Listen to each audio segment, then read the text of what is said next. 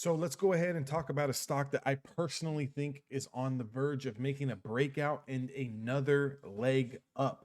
Okay, so we all know what happened last week with Amazon, ran all the way up to 34.35 and then immediately retraced. And I drew this gray box here, so I kind of highlighted this gray box, and you can see all these funny and stupid squiggly lines here, but these are all support, resistance, supply zones, all of that stuff. So the whole reason why I like having all this stuff on my chart, even though it does make like a mess. Like I've heard a lot of people, and there's a lot of traders that say, the less lines, the less studies on your chart, the more cleaner it is, the better you can follow price action. For me personally, everybody's different. Everyone has a different trading style. But for me personally, I find it very hard to follow the price action if I don't know where stocks are going to stop and where stocks might find support. Okay, so I don't want to be in a trade and everything looks good, the volume looks good, the price action looks good, and all of a sudden we start to hit, you know, kind of a snag. And I sometimes, I know it maybe has happened to you guys in the past where you get into a trade's looking good, 5, 10, 15 minutes later it stalls out and then starts retracing on you. And sometimes, if you don't have a tight stop in order, could actually start becoming a losing trade. And then the emotions kick in, and you start getting, a little panicked, and you start holding longer than you should. So a lot of these things need to be, a lot of these things come down to discipline and following your own game plan and your rules. But Amazon, I think can break out. So the main level that I'm looking for a big macro breakout, a good swing trade, maybe a 2-3 day run up. I know that they have earnings on the 29th. So I personally think with the strong market that they're going to run this thing up into earnings. And then based on the earnings report, let the stock do what it does from there. I personally never hold any positions through earnings just because, take a look at what they did to Netflix. That's just giving you a good little example here. So I want to give, a few different levels and a few different plays that are out there depending on your trading style. So if you're looking for like a 1, 2 day, 3 day move, if you're looking for a big macro move, if you're an options player, okay, options players, 33.84.74. Let's call it 33.85. That's the level you're looking for. Just because if you can see here, the top of this gray box here, this is the top of the linear regression channel here at 33.85. If it can confirm this price, it's got nothing but open skies ahead to retest all-time highs of 34.35. If it can break that, you're not going to run into any supply until 34.50, potentially a 70-point move. We all know, I mean, today Amazon ran 30, 40 points. I think it was even up 60 points intraday today, but it closed up 30 points. If you've traded Amazon before, if you've followed Amazon before, watched Amazon before, you know that this thing can put in a $60, $70 move in a day. So if this thing can start to reclaim 33.85, definitely if you're an options player, this is the move that you're looking for.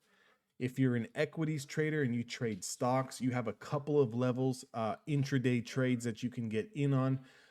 The reclaim of the 10-day supply, which is going to be 33.50, that could potentially be an entry zone for a quick scalp from 33.50 to 33.57. Okay, that's 7 points in there, depending on your position size, depending on if you trade options on a intraday where you kind of scalp options contracts. You're in and you're out of these contracts very, very fast. I know the spread sometimes can be a little bit wide on Amazon, so I don't really know if that's enough room for you. Just all depends on your trading style. But 33.50 to 33.57, then you can expect some sort of retracement, a little bit of consolidation in here. And then I think a reclaim of 33.57 into 33.70. That is your next potential target zone. So if you're looking for a bigger move on Amazon, maybe the 33.50 is not your area. Maybe 33.57 would be your entry area, and maybe your target would be about 33.84. Okay, 33.84, which is potentially the spot for the bigger move, all depending on what the stock wants to do.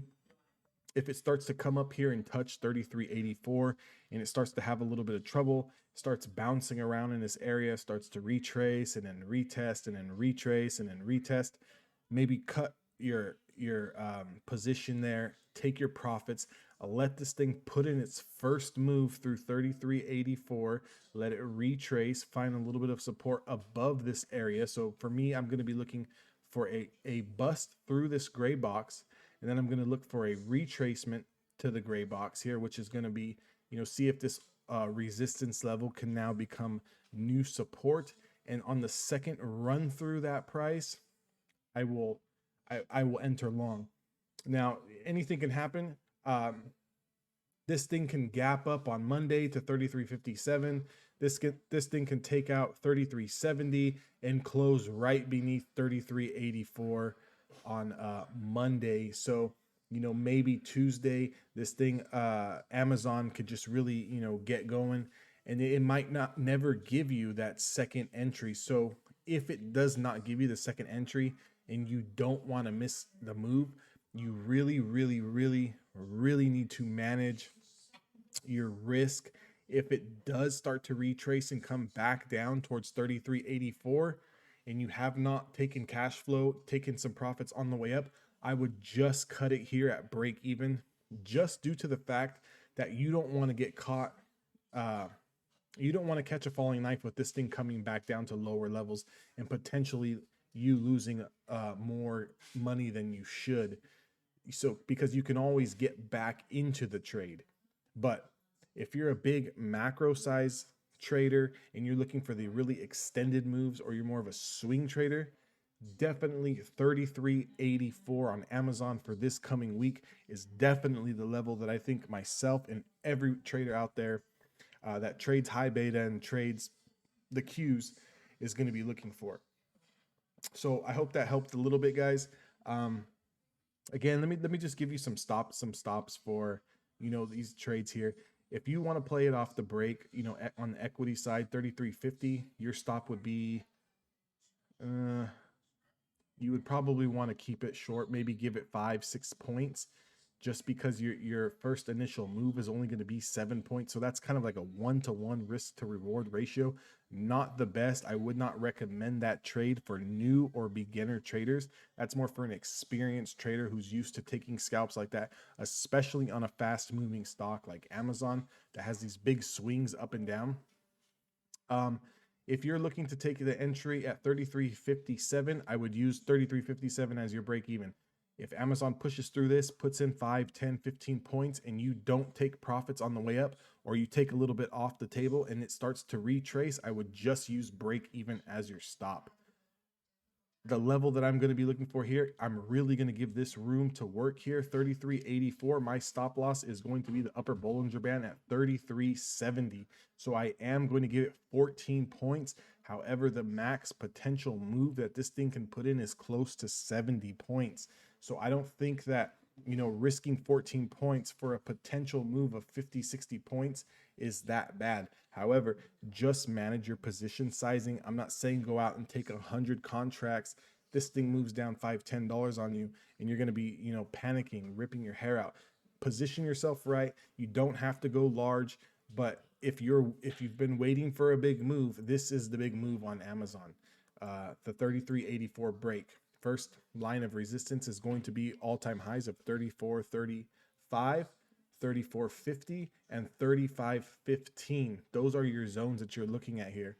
As you can see, this gray box, we've been consolidating very, very nicely here all week, even with the bad news yesterday, the headline that came out with Biden saying that potentially he wants to propose a bill or propose to raise capital gains taxes to 43%. We had that nasty sell-off candle. However, today we did rally and come back, and I believe we had a little bit of profit taking here at the end of the day.